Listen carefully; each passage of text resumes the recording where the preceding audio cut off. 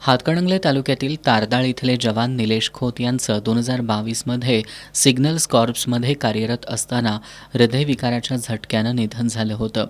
पतीच्या निधनानंतर आलेल्या कठीण प्रसंगावर मात करत प्रियांका यांनी देशसेवेचं पतीचं अपूर्ण स्वप्न पूर्ण करण्याचा निर्धार केला.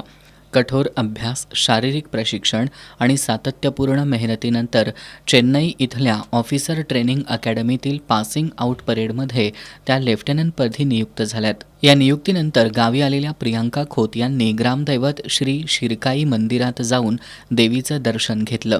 त्यानंतर ग्रामस्थ, लोकप्रतिनिधी, शैक्षणिक आणि सामाजिक क्षेत्रातील मान्यवरांच्या उपस्थितीत त्यांची मिरवणूक काढून सत्कार करण्यात आला. यावेळी बोलताना प्रियांका खोत यांनी विद्यार्थ्यांना शिक्षण आणि करिअरवर लक्ष केंद्रित करण्याचं आवाहन केलं. जिद्द, चिकाटी आणि अथक परिश्रमाच्या जोरावर खोत यांनी मिळवलेलं हे यश निश्चितच प्रेरणादायी आहे.